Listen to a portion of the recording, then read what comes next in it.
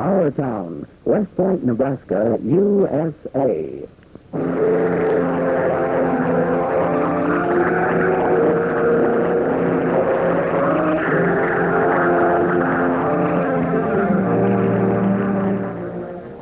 Yes, this is our town, situated in the Elkhorn Valley in northeast Nebraska, in the very heart of one of the finest agricultural sections in America.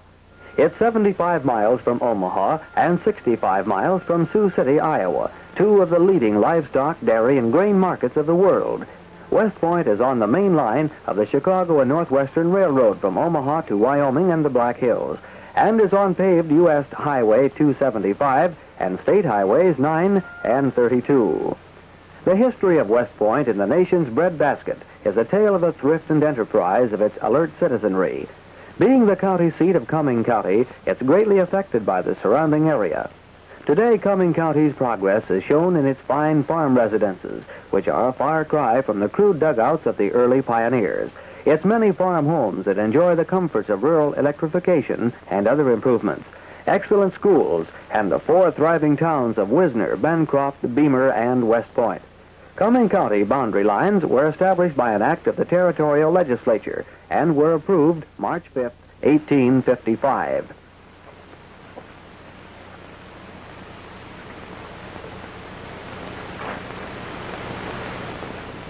The seat of government was located at Catherine, a fictitious paper town supposedly located at Dead Timber in Dodge County on the Elkhorn River. 2 years later, in February 1857, the boundary lines of the county were more exactly defined, and the county seat moved to Manhattan. Not until October 1858 was a county organization perfected, county officers elected, and the county seat established at West Point. A settlement known as DeWitt sprang up and competed with West Point for the county seat. On October 12, 1858, an election resulted in the casting of just 19 votes, 12 for West Point and 7 for DeWitt. Nevertheless, Cumming County has never known a hotter contest than this first county seat election. All that remains of DeWitt today is an old country graveyard. Early in March 1857, a group of Easterners and other citizens of Omaha formed an organization known as the Nebraska Settlement Association.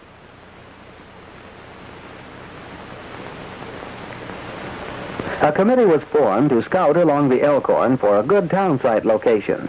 Uriah Bruner, John J. Bruner, and other members of the group came up the Elkhorn over the snow-covered prairies to find streams bursting with the spring floods. It took several days to reach the point where West Point is now located, but they returned to Omaha with a favorable report, and orders were issued to locate a town. This, then, is the story of a town carved out of the wilderness by hardy and intrepid men and dedicated women.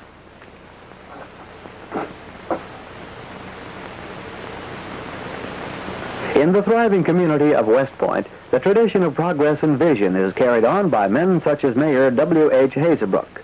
The mayor, a popular local figure, also runs the IGA store in town. He is a busy man, but always has time to discuss community affairs with townsfolk.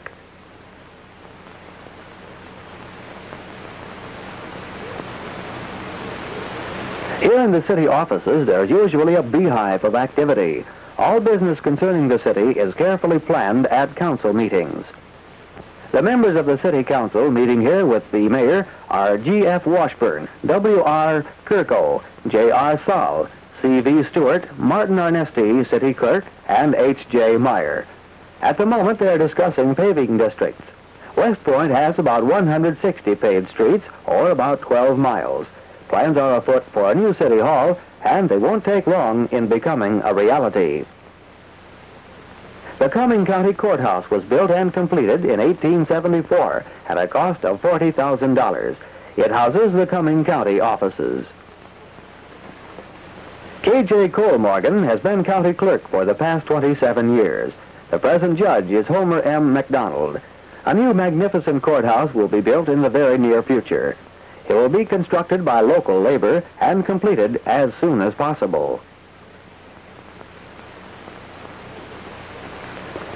An imposing landmark in West Point is the West Point Memorial Hospital.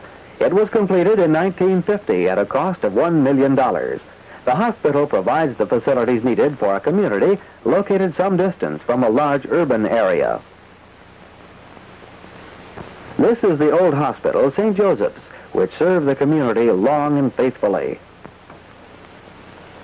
St. Joseph's has since become a home for people of advanced age. It's privately operated and run by the Sisters of Christian Charity. About 90 elderly people now reside here. Laundry work for the new and larger hospital is done here. Under the many lovely trees, the elderly folk can walk and sit in peaceful contentment, carefully tended by the dedicated sisters.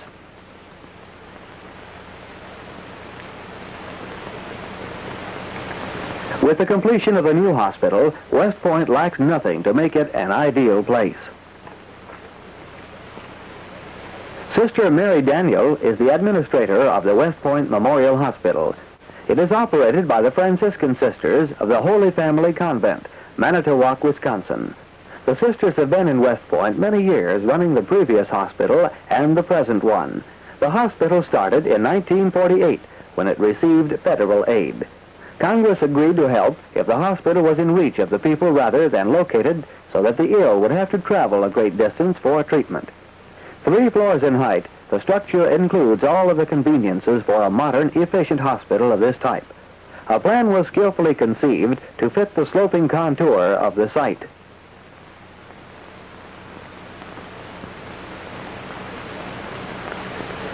All of the large service areas, kitchen, laundry, and mechanical equipment are located on the first floor. Because of the sloping contour of the site, the main public and ambulance entrance is located on the second floor. One wing of the hospital is devoted to examination, X-ray, operating rooms, and allied services.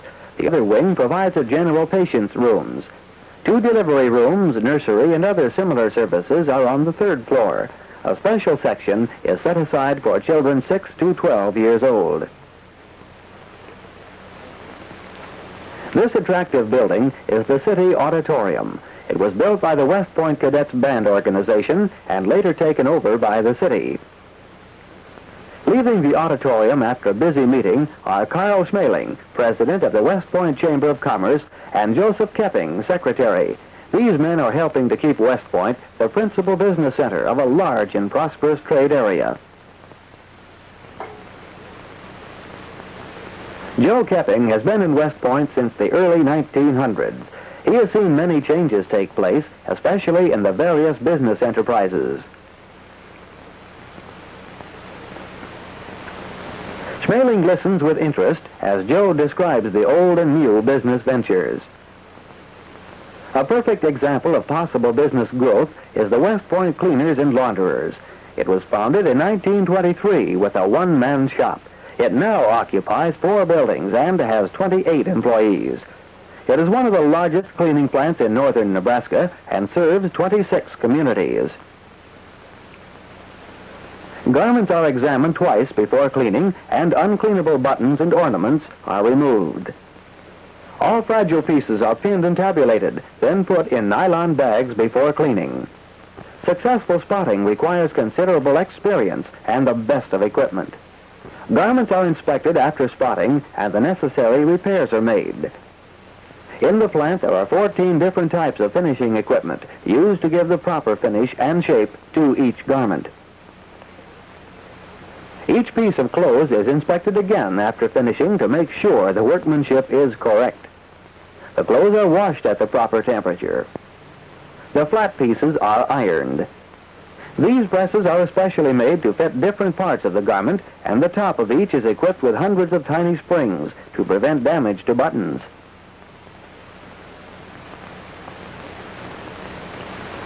The West Point cleaners are constantly on the lookout for newer and better methods. This new adjuster-form press turns out garments faster and neater. One of the reasons the West Point cleaners is one of the most successful enterprises in town and the surrounding area. The people of West Point are constantly making improvements for the benefit of all, especially the children. A dream come true for the townspeople who have suffered the heat of the summer is the new municipal swimming pool. This refreshing spot is located in town for the convenience of all. More than 750 persons took advantage of the pool's facilities in the first 3 days.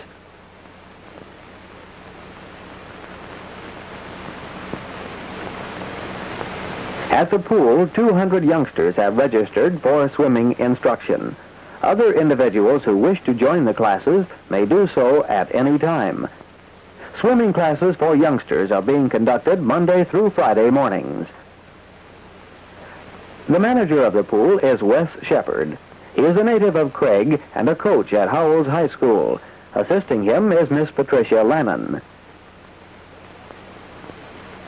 There is also a class for small fry from 4 to 6 years old. Miss Lannon directs a class for handicapped children. There are also junior and senior life-saving classes. And, of course, there are classes for adults wishing to learn to swim.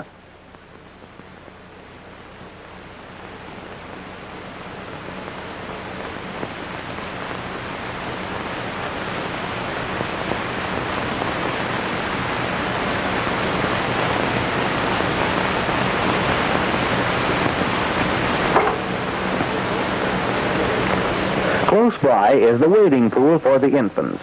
Their welfare is taken care of, too, on the hot days. Right now, it's the polio season, and every mother is aware that their children should not stay in the water too long a time. It's not being in the water that makes them susceptible to the dread disease.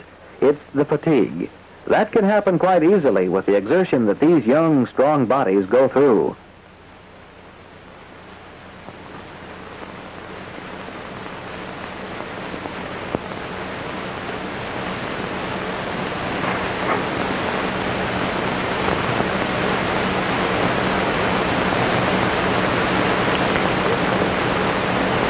This oldster, who has been watching the water sport, sees pleasant memories of the past reflected in the happy, carefree youth. The benefits for beauty and health that the pool can offer is shown clearly in Nancy Chantry. The parents of West Point can be sure that their children will grow strong and sturdy in the new generation.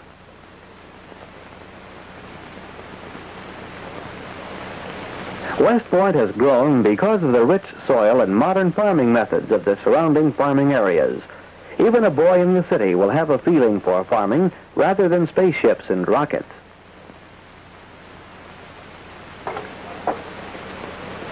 Out on the farms, there's a real tractor for the farm boy to work with and play with. Here on the Weiler farm can be seen the beauty of a well-run place.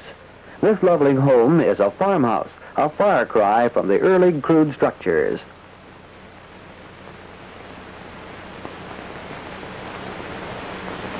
Farmer Richard Weiler is proud of his place. His hard work has built this productive enterprise. Stopping by to chat and discuss some general problems is Don Smeal of the West Point Feed Products Company of West Point. You can be sure they'll be discussing Weiler's alfalfa crop, and Smeal will offer some suggestions for better production.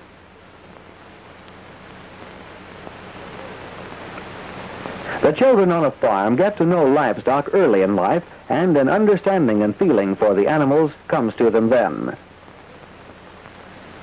Away from city activities, the farm boys form fast friendships with neighbors. This automatic grain feeder is one of the farmer's time-saving friends. All he has to do is empty the grain into the machine. This corn is the principal crop of our county. Approximately 140,000 acres are planted annually. The average yield per acre for a 10-year period makes Cumming County one of the 3 leading counties in corn production in the state of Nebraska. Another example of modern machinery is this grainovator. Grain can be put in the bunks without leaving the tractor seat. These fine Herefords and Shorthorns show that all the time, expense, and hard work has not been wasted. They will surely bring a good price at the market. Not only cattle benefit from the farmer's know-how, these fat and healthy sows are also part of the great farming industry in Cumming County. These fine specimens of the Hereford breed conform in every way to specifications. They are fat, the covering is deep and thick, not too hard or soft or patchy. The soil of Cumming County is peculiarly adapted to the growing and raising of alfalfa. It's the leading forage crop, having produced a grand total of over 45,000 tons in a year. The average yield is from 3 to 4 tons per acre. This field has been purchased by the West Point Feed Products Company and is being cut prior to being taken to their mill. After the alfalfa has been cut, it's transported to the West Point Feed Products Company on the north end of town. The mill is owned and operated by Mr. Charles Kaup and employs the most personnel in the whole town. The alfalfa goes into the large dehydrating tanks and will be dried. This process assures the fact that all vitamins and nutrients will be retained in the grain.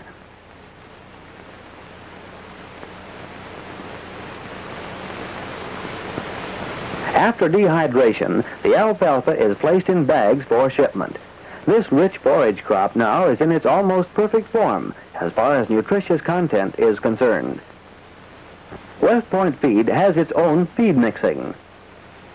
The best way for cattle to pick up grain is to have it in the form of pellets. This machine does that job in jig time. Nothing is lost in grain value during this process. The pellets are then put in bags to be weighed.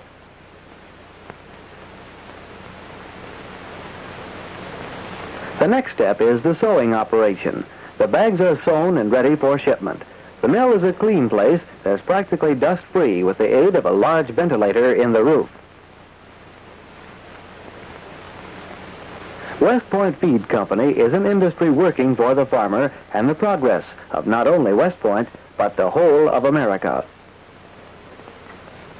There are 3 turkey farms in the West Point district. Here on the Ellis and Taylor farm are the Browns turkeys that make Thanksgiving an event every year. These healthy specimens are 10 weeks old, and there are 4,000 of them here in this yard. They'll be ready for sale at the end of 26 weeks and will be sold locally.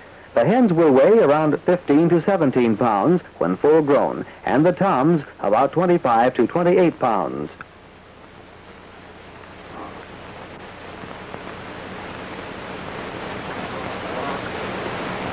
Ellis and Taylor are also proud of their steer raising. These fine Herefords are being readied for the county fair.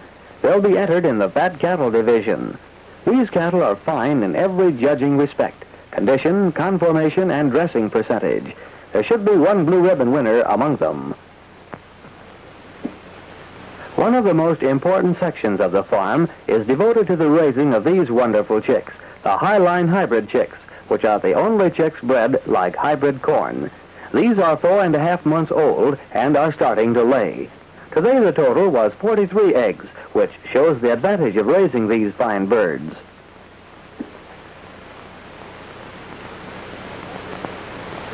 The place in West Point to get Highline chicks is the Hill Hatchery. The hatchery opened in 1934 as the only branch of the Roscoe Hill Hatchery of Lincoln, Nebraska. Bud Hansen runs the Hill Hatchery in a friendly manner. It has a capacity of 20,000 chicks per week during the season. 5 months of the year, the hatchery sells the Highline chicks. The balance of the year, it is a service center. Guy Beeman checks the incubators. 20,000 chicks per week demand a lot of attention. Hill Hatchery is noted for its large volume of business and its important help with any poultry or livestock problems. Hill Hatchery is another of the fine progressive businesses in West Point. There are fine dairy cattle out here, too. These animals produce the milk and rich cream used in the numerous dairy products. The Patterson Creamery will tell the story of what happens before the first cool drink of milk at breakfast.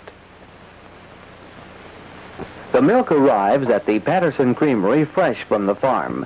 It's inspected and then put into the stainless vats, and the pasteurizing process takes place.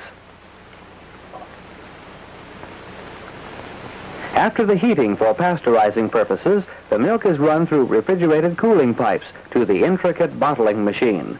It is also homogenized on the way and then flows into the sterilized bottles. Cardboard cartons are also used. The Patterson Creamery sells all dairy products, and one of the most popular, of course, is their ice cream. It is being mixed in this 150-gallon capacity tank. It then goes to the freezer, and 150 gallons an hour is produced. The Patterson Creamery was bought by G.F. Patterson in 1946 from Mr. Joe Kepping. The creamery is a member of the Quality Checked Dairy Products Association, a national association of independent dairy plants. The services of this organization are manifold, and the benefits reaped by the consumer. An important person in any farming community is a local county agent. The people in Cumming County have one of the best and respected men for this job, Joe Watson. He has compiled an enviable record during the past 18 years. Joe was named the winner of the WOW contest to select a county agent that has done most for his county and will tour the farming communities of Europe as a prize.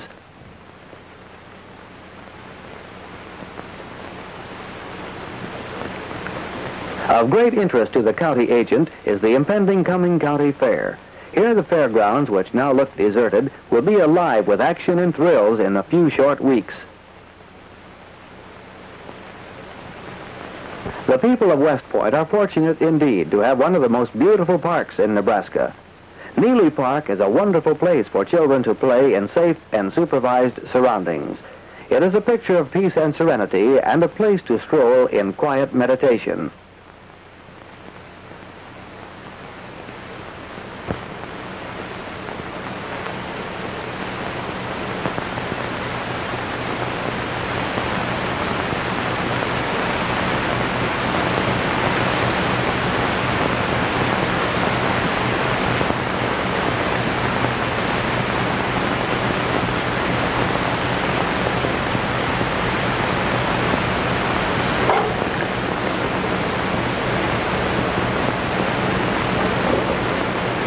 West Point, like the rest of the nation, is greatly interested in the national pastime, baseball. This ballpark, located in Neely Park, is one of the finest of its type. The whole Junior Legion baseball program is based on the theory that the principles of good sportsmanship are closely related to the principles of good citizenship, and that by teaching a boy to be a good sportsman in his youth, we will make a better American of him in his adult life. Baseball was chosen because it's America's own game and because it gives such a wide opportunity to teach good sportsmanship.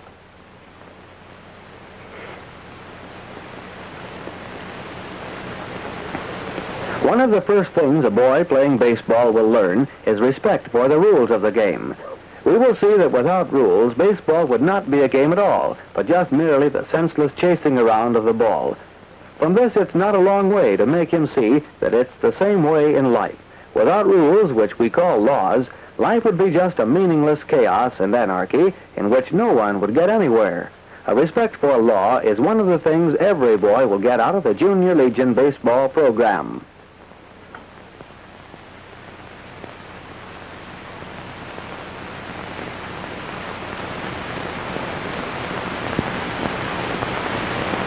Yes, the spirit of baseball is deeply ingrained in the youth of America.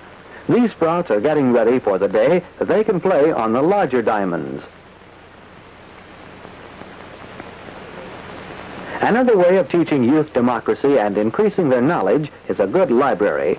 In the fall of 1916, the Culture Club, a federated women's club, decided West Point needed a library in the worst way. A committee was formed to find out what could be done along this line. They reported favorably, and it was decided to make a house-to-house canvass for funds. This campaign was very successful, and a splendid cooperation was shown by the people of West Point. A committee appeared before the city council to ask their aid and cooperation. The council allowed them $50 a month for rent. The State Library Commission helped by allowing $200 for the buying of books.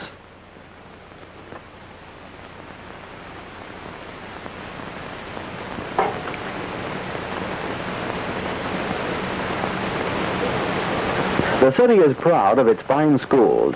There are 3 elementary schools and 2 high schools with a total enrollment of over 800 students. The educational system here instills in the students thirst for knowledge and the ambition to go on to higher education. The welfare of the children is really evident in the construction of the new Guardian Angel School auditorium. The building will be finished approximately in the fall of '54. This is a parish project of the St. Mary's Church, of which Father Kaup is the pastor. It will be 2 floors, with the first floor containing a cafeteria that will serve about 550, a kitchen and locker rooms. The top floor will contain a gymnasium and a stage. The Guardian Angel School has an enrollment of 430 students, and this project will be a great help in the facilities for their benefit. This, then, is West Point, Nebraska, which has come a long way from the crude log cabins and primitive existence of the early persevering pioneers of vision. The land has been productive because the soil in Cumming County is mostly Marshall silt loam, which is the most productive soil in the world. The agricultural yield has exceeded the people's wildest dreams, and in turn, it has made a city that lacks nothing to make it an ideal place to live and to grow in. The spiritual needs of the people are taken care of by 5 churches, 2 Lutheran, 1 Catholic, 1 Congregational, and 1 Evangelical United Brethren. They are active, established, and well attended. There are 2 newspapers in town, the West Point Republican and the West Point Democrat. In keeping with democratic principles, they believe that a people kept in ignorance are a people bound in tyranny. The people of West Point are well informed in local and world affairs through the medium of the printed word in these 2 fine newspapers.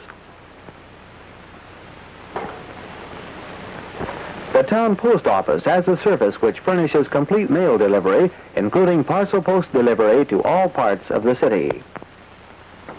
West Point has many industries with annual payrolls aggregating approximately $500,000. Its business and professional men are alert and abreast of the times. Many of them are prominent throughout the state and beyond its borders in their particular lines. It has a Lions Club, Federated Women's Clubs, and many civic and fraternal organizations. The assessed valuation of the city is $3 3/4 million, against which there is but little bonded indebtedness. Over 100 new homes have been built since the close of the war, and more new homes are constantly in the course of construction. West Point, a great place to live, is proud of her past and present and very confident of the future. West Point, Nebraska, USA. This is our town.